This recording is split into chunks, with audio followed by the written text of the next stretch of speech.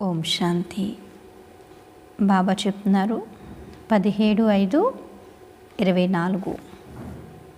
మధురమైన పిల్లలు, గృహస్థ వ్యవహారంలో ఉంటూ మీరు ఎటువంటి ట్రస్టీలుగా అవ్వాలంటే ఇక ఏ వస్తువు పైన మీకు ఆసక్తి ఉండకూడదు. మాది ఏదీ లేదని భావిస్తూ ఇలా బికారులుగా అయిపోండి. బాబా ఏం చెప్తున్నారు పిల్లలకి? గృహస్థ వ్యవహారంలో ఉండండి, కానీ ఎటువంటి ట్రస్టీలు కావాలి అంటే ఏ వస్తువు పైన ఆసక్తి అనేది ఉండకూడదు. అంటే మందంటూ ఇక్కడ ఏదీ లేదు, అన్నిట్లో ఉండాలి, కమల పుష్ప సమానంగా తయారవ్వాలి. ఆ రకంగా మన స్థితిని మనం తయారు చేసుకోవాలి. ప్రశ్న బాబా అడుగుతున్నారు, పిల్లలైన మీ పురుషార్థపు గమ్యం ఏమిటి చెప్పండి. పిల్లలైన మీ పురుషార్థం యొక్క గమ్యం ఏమిటి? ఏంటి జవాబు? మీరు మరణిస్తే ప్రపంచమంతా మరణించినట్లే. ఇదే మీ గమ్యం. శరీరం నుండి మమకారం తొలగిపోవాలి కదా. మనం మరణిస్తే ప్రపంచం అంతా మరణించినట్లే, ఏం తెలియదు. ఇదే మన గమ్యం. కాబట్టి శరీరం నుంచి మమకారం తొలగిపోవాలి. మీరు ఎటువంటి బికారులుగా అయిపోవాలంటే ఇక మీకు ఇంకేమీ గుర్తుకు రాకూడదు. ఏమీ లేని వాళ్ళకి ఏం గుర్తొస్తుంది? ఏదైనా ఉంటే అది గుర్తొస్తుంది, ఏదీ లేకపోతే ఏమీ గుర్తురాదు.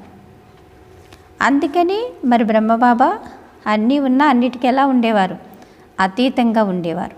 అంటే ఏ వస్తువుపైన బాబా ఇంత కూడా మోహాన్ని పెట్టుకునేవారు కాదు. ఎవరిచ్చింది కూడా బాబా దగ్గర ఉంచుకునేవారు కాదు, ఎందుకంటే వాళ్ళ స్మృతి ఉంటుంది అని. బాబా అంటున్నారు, ఆత్మ అశరీరిగా అయిపోవాలి. ఇక మనం తిరిగి వెళ్ళాలి, అంతే. ఏంటి మన లక్ష్యం ఏంటి? ఇంటికి వెళ్ళాలి. ఇటువంటి పురుషార్థం చేసేవారు బికారుల నుండి యువరాజులుగా అవుతారు. పిల్లలైన మీరే పకీరుల నుండి అమీరులుగా, అమీరుల నుండి పకీరులుగా అవుతారు. మీరు ఎప్పుడైతే సంపన్నులుగా ఉంటారో అప్పుడు నిరుపేదలు ఒక్కరు కూడా ఉండరు. ఎక్కడ? స్వర్గంలో.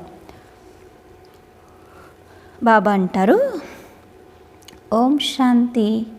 ఆత్మ వింటోందా లేక శరీరం వింటోందా అని బాబా పిల్లల్ని అడుగుతున్నారు. ఏం చెప్తారు? ఆత్మ వింటోందా బాబా మురళి? శరీరం వింటోందా చెప్పండి. ఎవరు వింటున్నారు? ఆత్మ, అంతే కదా. ఆత్మ లేకుండా శరీరం విందు. ఆత్మ తప్పకుండా శరీరం ద్వారానే వింటోంది.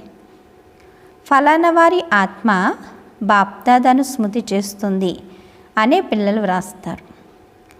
ఫలానా ఆత్మ ఈరోజు ఫలానా స్థానానికి వెళ్తుందని వ్రాస్తారు.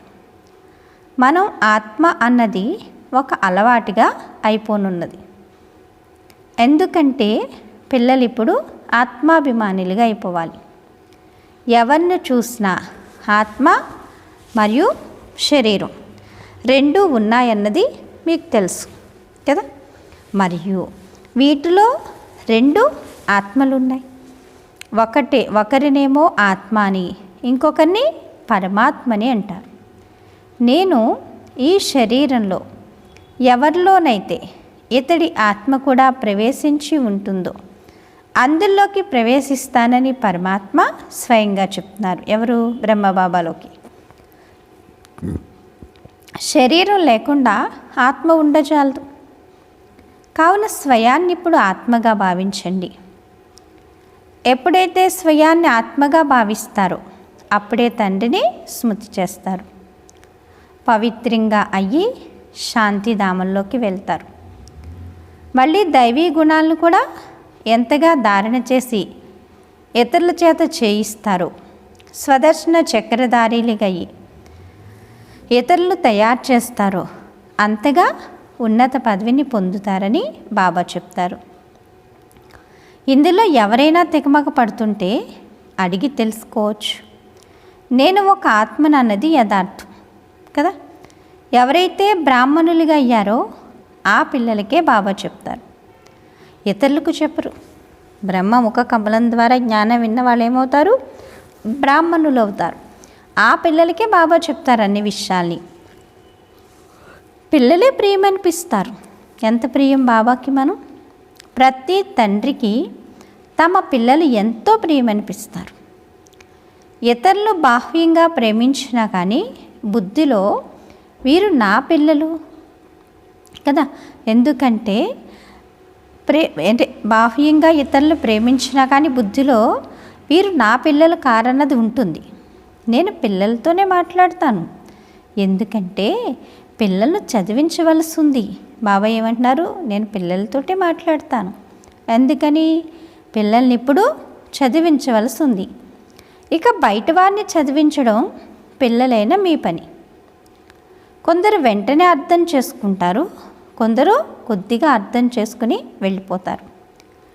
మళ్ళీ ఎప్పుడైతే ఇక్కడ చాలా వృద్ధి జరుగుతుందని గమనిస్తారో అప్పుడు వారు మళ్ళీ ఏం జరుగుతుందో చూద్దామని వస్తారు. తండ్రి ఆత్మలందరికీ లేక తమ పిల్లలకు తమను స్మృతి చేయమని చెబుతున్నారనే మీరు అర్థం చేయిస్తారు. సర్వాత్మల్లో పావనంగా తండ్రియే తయారు చేస్తారు. సర్వాత్మల్ని పావనంగా ఎవరు తయారు చేస్తారు చెప్పండి? బాబాయే తయారు చేస్తారు. బాబా అంటారు, నన్ను తప్ప ఇంకెవరిని స్మృతి చేయకండి అని వారు అంటారు. నన్ను అవ్యాభిచారిగా స్మృతి చేసినట్లయితే మీ ఆత్మ పావనంగా అయిపోతుంది. పతిత పావనుని నేనొక్కడే. నా స్మృతి ద్వారానే ఆత్మ పావనంగా అవుతుంది. కావున పిల్లలు నన్నొక్కడే స్మృతి చేయండి అని వారంటారు. తండ్రియే పతిత రాజ్యం నుండి పావన రాజ్యమును తయారు చేస్తారు. విముక్తులను చేస్తారు. ఎక్కడికి తీసుకువెళ్తారు చెప్పండి? ఎక్కడికి తీసుకెళ్తారు? శాంతిధామానికి మరియు సుఖధామానికి తీసుకువెళ్తారు.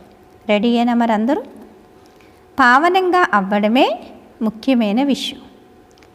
84 జన్మల చక్రాన్ని అర్థం చేయించడం కూడా సహజమే. చిత్రాలు చూడడంతోనే నిశ్చయం కూర్చుంటుంది. కావున ఎల్లప్పుడూ మంచి వైభవంగా మ్యూజియంను తెరవండి అని బాబా అంటారు కదా. ఎల్లప్పుడూ మంచి వైభవంగా ఏం చేయండి? మ్యూజియం తెరవండి అని బాబా అంటారు. తద్వారా మనుషులకు ఆ ఆకర్షణ కలుగుతుంది. ఎంతోమంది వస్తారు, మేము శ్రీమతంపై ఈ విధంగా అవుతున్నాము, నన్ను ఒక్కడే స్మృతి చేయండి మరియు దైవీ గుణాలను ధారణ చేయండి అని తండ్రి చెప్తున్నారు అని మీరు తెలియచేస్తారు. బాబా అంటారు, బ్యాడ్జీ తప్పకుండా ఎలా ఉండాలి? మీ తోడుగా ఉండాలి. బ్యాడ్జీ ఏం చేయాలి? అన్ని నగలతో పాటు బ్యాడ్జీని కూడా కంపల్సరీ బాబా పిల్లలందరూ పెట్టుకోవాలి. అన్ని ఆభరణాల కంటే కూడా ముఖ్యమైనది ఏంటి మనకి? బాబా ఇచ్చిన వరదానం బ్యాడ్జీ. మనం నిరుపేదల నుండి యువరాశులుగా అవుతామని మీకు తెలుసు. మొదట కృష్ణునిగా అవుతారు కదా. ఎప్పటి వరకైతే కృష్ణునిగా అవ్వరో అప్పటి వరకు నారాయణుగా అవ్వలేరు. బాబా అంటున్నారు, పిల్లవాడి నుండి ఎప్పుడైతే పెద్దగా అవుతాడో అప్పుడే నారాయణుడు అన్న పేరు లభిస్తుంది. అంటే చిన్నప్పుడు రాధాకృష్ణులే, పెద్దయ్యాక ఏమవుతారు? లక్ష్మీనారాయణులుగా తయారవుతారు. కావున ఇతడిలో 2 చిత్రాలు ఉన్నాయి. మీరు ఈ విధంగా అవుతారు. ఇప్పుడు మీరందరూ బికారీలుగా అయిపోయారు కదా. మన దగ్గర అయితే ఏమీ లేదు. ఈ బ్రహ్మకుమారి కుమారులు కూడా బికార్లే. వీరి వద్ద ఏమీ లేదు. బికారి అనగా వారి వద్ద తమదంటూ ఏమీ లేదని అర్థం. కొందరిని మనం బికార్లు అని అనం. ఈ బాబా అయితే అందరికన్నా పెద్ద బికారి. ఇందులో పూర్తిగా బికారీలుగా అవ్వవలసి ఉంటుంది. ఎందుకంటే ఇక్కడ ఉన్నది ఏది మనతో రాదు, అంతా వదిలిపెట్టేయాల్సిందే. బాబా ఇచ్చిన ఏదైతే ప్రాప్తి ఉందో అదే మనకు కూడా వస్తుంది. అందుకని ఈ సాకార ప్రపంచంలో మనకంటూ ఏదీ లేదు కాబట్టి మనం ఎవరో పూర్తి బికారులు. ఎందుకని? ఈ దేహంతో సహా అన్నిటినీ ఇక్కడే వదిలిపెట్టి వెళ్ళిపోతాం, అవునా? అలా ఎప్పుడైతే నాదంటూ ఏదీ లేదనుకుంటామో మనకి దేనిపైన మోహం ఉండదు. అప్పుడు మన బుద్ధియోగం ఎవరితో జోడింపబడి ఉంటుంది? బాబాతో జోడింపబడి ఉంటుంది. లేదంటే వస్తువులు, వాహనాలు, వాటి వెనుక వీటి వెనుక బుద్ధి ఏమవుతుంది? తిరుగుతూ ఉంటుంది. గృహస్థ వ్యవహారంలో ఉంటూ ఆసక్తిని అంతం చేయాల్సి ఉంటుంది. మీరు డ్రామా అనుసారంగా ఆసక్తిని తెంచేస్తారు. నిశ్చయ బుద్ధి గలవారికి తమ వద్ద ఏదైతే ఉందో దానంతటినీ బాబాకి ఇచ్చేస్తామని తెలుసు. హే భగవాన్, మీరు ఏదైతే ఇచ్చారో అదంతా మీదే, కానీ మాది కాదని కూడా అంటారు కదా. అదైతే భక్తి మార్గం. ఆ సమయంలో బాబా దూరంగా ఉన్నారు. ఇప్పుడు తండ్రి చాలా సమీపంగా ఉన్నారు. ముందు వారికి చెందిన వారిగా అవ్వవలసి ఉంటుంది. ముందు ఏమవ్వాలి? బాబాకు చెందిన వారిగా అవ్వాలి. అయిపోయారా? అవ్వాలా? ఆలోచిస్తారా? చెప్పండి. మనసా వాచ కర్మనా కూడా ఎవరికి చెందిన వాళ్ళగా అయిపోయాం? బాబాకు చెందిన వారిగా అయిపోయాం. అవునా? బాబా అంటారు, మీరు బాబా అని అంటారు. ఈ బాబా శరీరాన్ని చూడకూడదు, బుద్ధి పైకి వెళ్ళిపోతుంది. ఇది అద్దెకు తీసుకున్న శరీరమే అయినా కానీ మీ బుద్ధిలో మేము శివబాబాతో మాట్లాడుతున్నాము అని ఉంటుంది. ఇది అద్దెకు తీసుకున్న రథం. బ్రహ్మబాబా శరీరం ఏంటి? శివబాబా అద్దెకు తీసుకున్నారు. అది ఎవరి కోసం? పిల్లలైనా మన కోసం. అందుకని మనం శివబాబాతో మాట్లాడుతున్నాం. మనకి శివబాబా చెప్తున్నారనే స్మృతి ఉండాలి. ఇది వారిదేమీ కాదు. ఎంత పెద్ద ఆసామి ఉంటే ఎంత పెద్ద ఆసామి ఉంటే అంత కిరాయి లభిస్తుందన్నది నిజం. ఇంటి యజమాని ఎవరైనా రాజు ఇంటిని అద్దెకు తీసుకుంటున్నాడని గమనిస్తే 1000కి బదులుగా 4000 అని చెప్పేస్తాడు కదా. ఇంటి యజమాని ఎవరైనా రాజు ఇంటిని అద్దెకు తీసుకుంటున్నాడని గమనిస్తే 1000 రూపాయలకు బదులుగా ఏం చేస్తాడు? 4000 చెప్తాడు. ఎందుకంటే రాజు కదా, తన దగ్గర బోళ్ళంత ఉంటుంది అని చెప్పి. అవునా? ఎందుకంటే అతడు ధనవంతుడు కదా అని భావిస్తాడు. రాజులు ఎప్పుడూ ఎక్కువగా తీసుకుంటున్నారని అనరు. వారికి డబ్బు మొదలైన వాటి పట్ల లెక్క ఉండదు. వారి స్వయం ఎవరితోనూ మాట్లాడరు. ప్రైవేట్ సెక్రటరీలే మాట్లాడతారు కదా. డైరెక్ట్ రాజులైతే మాట్లాడరు. పక్కన ఎవరైతే మంత్రులు ఉంటారో, పర్సనల్ వాళ్ళు ఉంటారో వాళ్ళే మాట్లాడతారు అన్ని విషయాలు. ఈ రోజుల్లో లంచం లేకుండా పనులే జరగవు కదా. బాబా అంటున్నారు, ఈ రోజుల్లో అయితే లంచం లేకుండా పని జరుగుతుందా? చిన్న పిల్లాడు ఏదైనా చేయాలంటే వాడికి కూడా ఏం పెట్టాల్సి వస్తుంది? లంచం పెట్టాల్సి వస్తుంది కదా. చాక్లెటో లేకపోతే బిస్కెటో ఏదో ఒకటి పెడతాను నాన్న, ఇది చెయ్యని. ఇప్పుడు మరి ప్రతిదీ అలాగే అయిపోయింది. బాబా ఎంతో అనుభవజ్ఞులు. ఏ బాబా? బ్రహ్మ బాబా. వారు చాలా రాయల్గా ఉంటారు. ఏదైనా వస్తువు వారికి నచ్చితే ఇక వీరితో మాట్లాడి దాన్ని తీసుకురమ్మని సెక్రటరీతో చెప్తారు. ఇలా వస్తువులు తెరిచి ఉంచుతారు.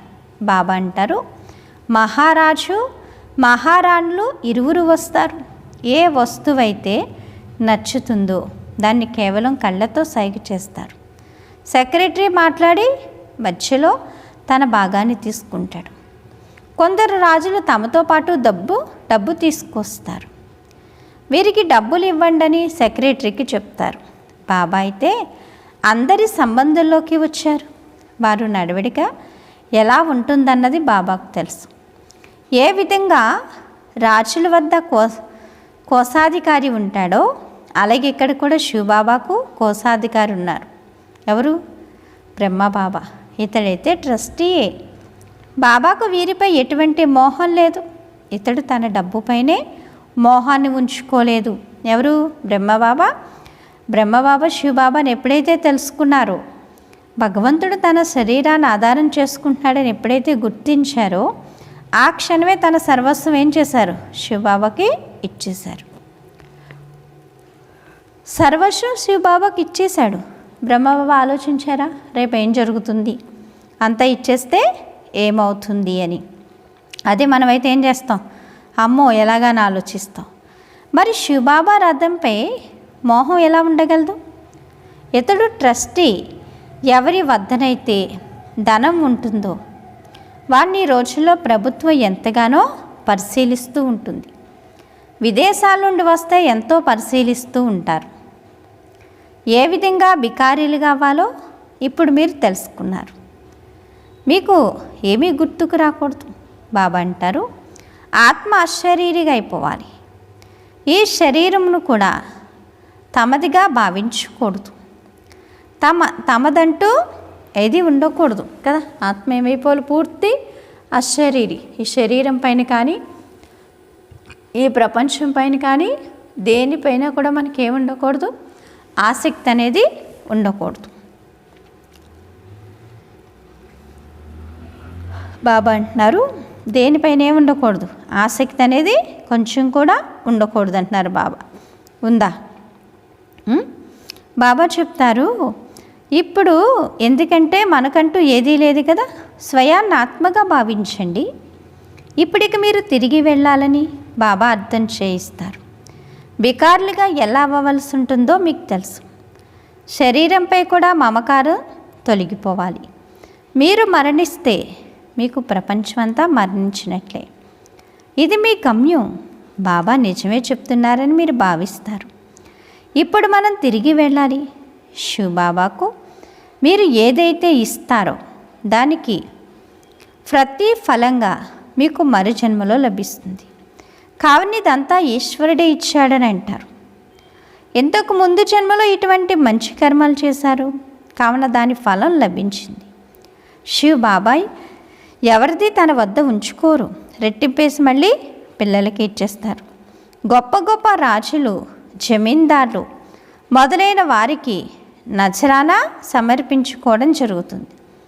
కొందరు నజరానా తీసుకుంటారు, కొందరు తీసుకోరు. అక్కడైతే మీరు ఎటువంటి దాన పుణ్యాలు చేరు. ఎందుకంటే అక్కడ అందరి వద్ద అపారమైన ధనం ఉంటుంది. ఎక్కడ? సత్యయుగంలో. దానం ఎవరికి చేస్తారు చెప్పండి? దానం ఎవరికి చేస్తారు? లేని వాళ్ళకి. పేదవారైతే అసలు అక్కడ ఉండనే ఉండరు. ఎక్కడ? స్వర్గంలో. మీరే పకీర్ల నుండి అమీరులుగా అవుతారు, మళ్ళీ అమీరుల నుండి పకీర్లుగా అవుతారు. ఇతడికి ఆరోగ్యాన్ని ప్రసాదించండి, కృప చూపించండి, ఇది చెయ్యండి, అది చెయ్యండి అని అంటారు కదా. ఇంతకు ముందు ప్రారంభంలో కూడా శివ బాబా నుండి అడిగేవారు, మళ్ళీ వ్యభిచారులుగా అయిపోయారు. కాబట్టి అందరి ముందుకు వెళ్తూ ఉంటారు, మా జోలిని నింపండి అంటూ ఉంటారు. ఎంత రాతి బుద్ధి కలవారిగా ఉన్నారు. రాతి బుద్ధి నుండి పారసబుద్ధి కలవారిగా తయారు చేస్తారని కూడా బాబా అంటారు. కావున పిల్లలైన మీకు ఎంతో సంతోషం ఉండాలి. ఏముండాలి? ఎంతో సంతోషం. అతీంద్రియ సుఖాన్ని గురించి అడగాలనుకుంటే గోపీ వల్లభుని గొప్ప గోపికలను అడగండి అన్న గాయనం కూడా ఉంది. ఎవరికైనా చాలా లాభం కలిగితే వారికి ఎంతో సంతోషం కలుగుతుంది. కావున పిల్లలైన మీకు కూడా ఎంతో సంతోషం ఉండాలి. మీకు 100% సంతోషం ఉండేది, ఆ తర్వాత అది తగ్గిపోతూ వచ్చింది. ఏముండేది? 100% సంతోషం ఉండేది. మళ్ళీ ఏమవుతూ వచ్చింది? జన్మలు తీసుకునే కొద్దీ తగ్గిపోతూ ఇప్పుడు 0కి అయిపోయారు. ఇప్పుడైతే ఏమాత్రమూ లేదు. ఉందా? మొదట అనంతమైన రాజ్యాధికారం ఉండేది. ఆ తర్వాత హద్దులోని రాజ్యం అల్పకాలికంగా ఉంది కదా. సత్యాత్రేతాయుగాలు అనంతమైన రాజ్యం, హద్దు ఉండదు. ఇక ద్వాపరయుగానికి వచ్చేసరికి హద్దు అల్పకాలికం. ఇప్పుడు బిర్లా వద్ద ఎంత అపారమైన ఆస్తుంది. మందిరాలు నిర్మిస్తాడు, కానీ దానివల్ల ఏమీ లభించదు. పేదవారికి ఏమైనా ఇస్తాడా? ఏమీ ఇవ్వడం లేదు కదా. మందిరాలను తయారు చేశాడు, అక్కడికి మనుషులు వెళ్ళి నమస్కరిస్తారు. పేదవారికి దానం ఇచ్చినట్లయితే అందుకు ప్రతిఫలం లభించగలదు. ధర్మశాలలు నిర్మిస్తే ఎంతోమంది మనుషులు వెళ్ళి అక్కడ విశ్రాంతి తీసుకుంటారు. కాబట్టి మరుజన్మలో అల్పకాలికంగా సుఖం లభిస్తుంది. ఎవరైనా హాస్పిటల్ నిర్మించినా అల్పకాలికంగా ఒక్క జన్మ కొరకు సుఖం లభిస్తుంది కదా, 21 జన్మలైతే కాదు. కావున అనంతమైన తండ్రి కూర్చుని పిల్లలకు అర్థం చేయిస్తారు. ఈ పురుషోత్తమ సంగమ యుగానికి ఎంతో మహిమ ఉంది. మీరు ఎవరైతే పురుషోత్తములుగా అవుతారో వారికి కూడా ఎంతో మహిమ ఉంది. బ్రాహ్మణులైన మిమ్మల్ని భగవంతుడు వచ్చి చదివిస్తారు కదా. బ్రాహ్మణులైన మనల్ని స్వయంగా ఎవరు వచ్చి చదివిస్తున్నారు? భగవంతుడైన తండ్రి వచ్చి చదివిస్తున్నారు. మరి మనం బుద్ధిగా చదువుకోవాలి అక్కర్లేదా? చెప్పండి, చదువుకోవాలి కదా. తానే జ్ఞానసాగరుడు. బాబా ఎవరు? జ్ఞానసాగరుడు, శాంతి సాగరుడు, సుఖసాగరుడు, ప్రేమ సాగరుడు, ఆనంద సాగరుడు. మరింత ఉన్నతమైన సాగరుడైన తండ్రికి మనం పిల్లలం. మరి మనం తీసుకునేదానికి హద్దు ఉంటుందా? ఈ మొత్తం మనుష్య సృష్టి రూపీ వృక్షానికి బీజరూపుడు. మొత్తం డ్రామా ఆది మధ్యంతర రహస్యాన్ని వారు అర్థం చేయిస్తారు. మీచే ఏం చదివిస్తున్నారని మిమ్మల్ని అడుగుతారు. గీతలో నేను మిమ్మల్ని రాజ్యాధికారులుగా తయారు చేస్తానని భగవాన్ వాచ ఉంది కదా. మీరు అది మర్చిపోయారా అని చెప్పండి కదా. మీరు అది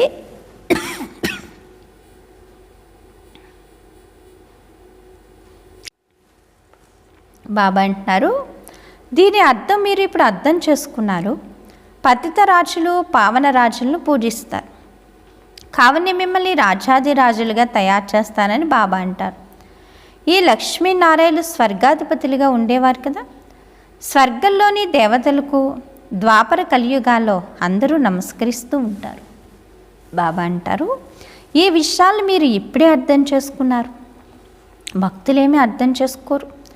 వారు కేవలం శాస్త్రాల కథలను చదువుతూ వింటూ ఉంటారు. మీరు ఏ గీతనైతే అర్ధకల్పం నుండి చదువుతూ వింటూ వచ్చారు, దాని ద్వారా ఏమైనా ప్రాప్తమైందా? దానివల్ల మీ కడుపు ఏమీ నిండలేదు.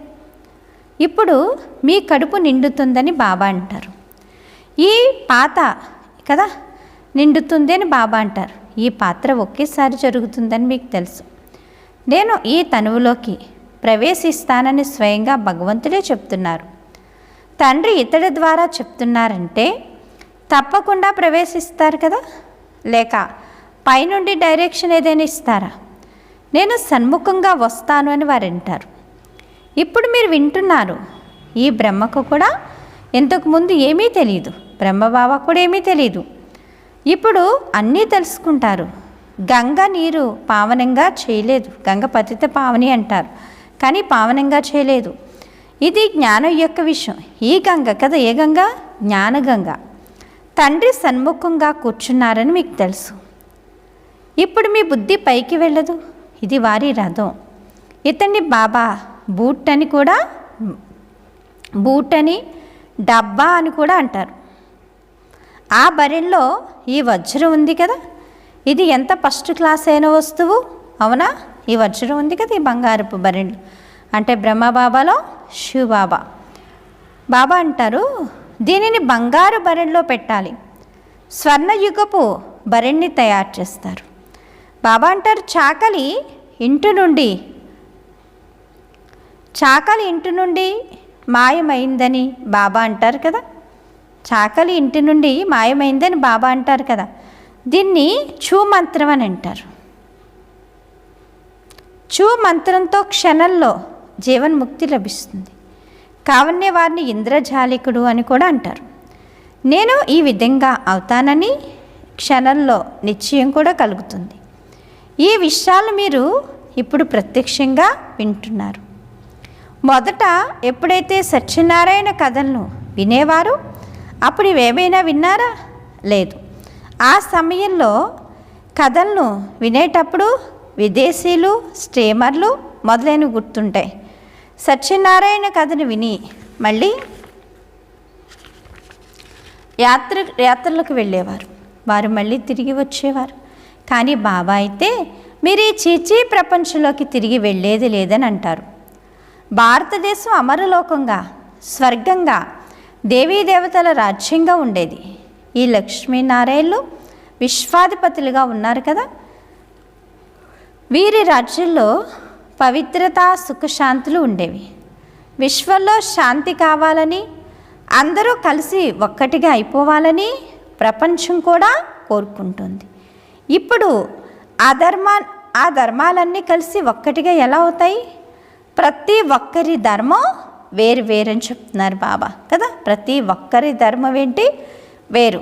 రూపురేఖలు ఉంటాయి, వేరు వేరు రూపురేఖలు ఉంటాయి. అన్నీ ఒకే విధంగా ఎలా ఉంటాయి? అది శాంతిధామం మరియు సుఖధామం. అక్కడ విశ్వంలో శాంతి ఉంది అని అనడం జరుగుతుంది. ఇప్పుడు పిల్లలైన మిమ్మల్ని తండ్రి చదివిస్తున్నారు. పిల్లలందరూ ఒకే విధంగా చదవరని కూడా మీకు తెలుసు. నెంబర్ వారీగా అయితే తప్పకుండా తీసుకుంటారు. బాబా అంటున్నారు ఇక్కడ కూడా రాజధాని స్థాపన జరుగుతుంది. పిల్లలను ఎంతో వివేకవంతులుగా తయారు చేయడం జరుగుతుంది. బాబా అంటారు ఇది ఈశ్వరీయ విశ్వవిద్యాలయం.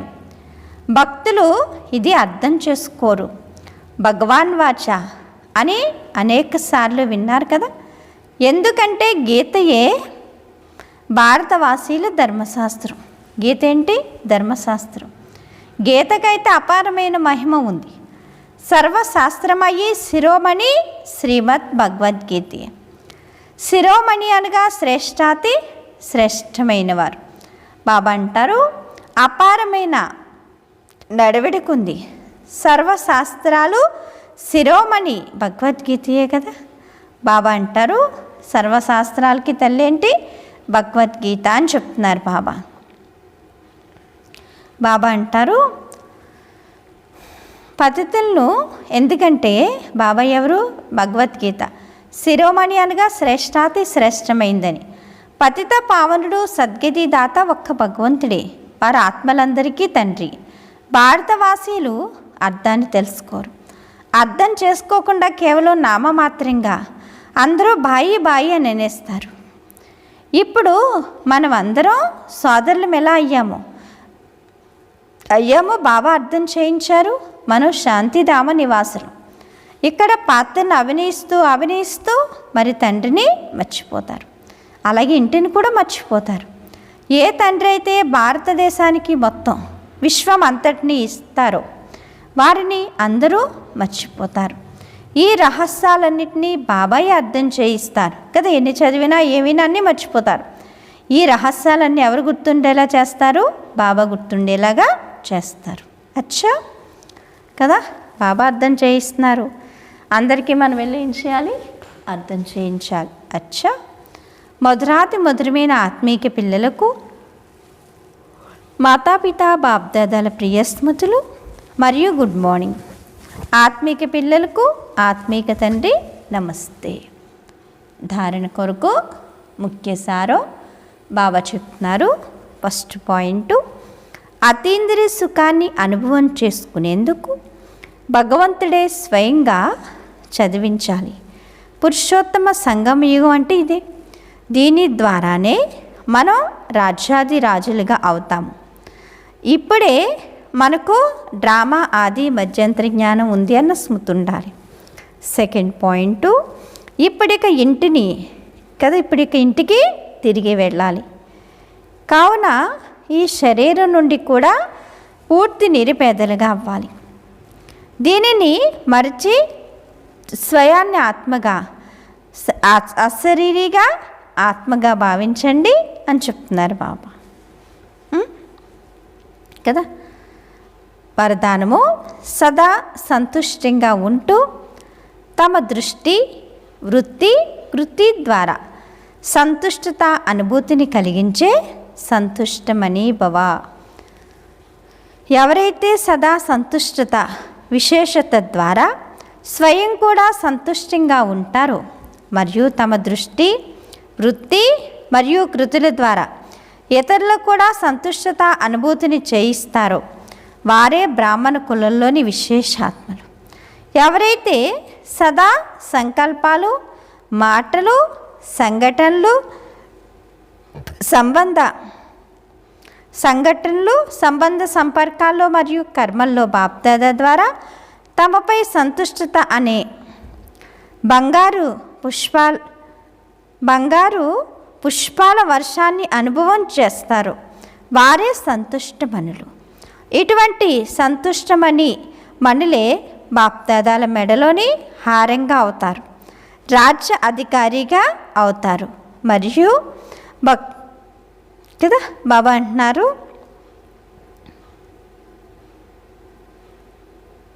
రాజ్యాధికారులుగా అవుతారు మరియు భక్తుల సిమీరణ మాలగా అవుతుంది కదా. బాబా ఏమంటున్నారు, పిల్లలందరితోటి సంతుష్టమణులుగా తయారవ్వండి, మాలలో మణులుగా అవుతారు అని చెప్తున్నారు బాబా.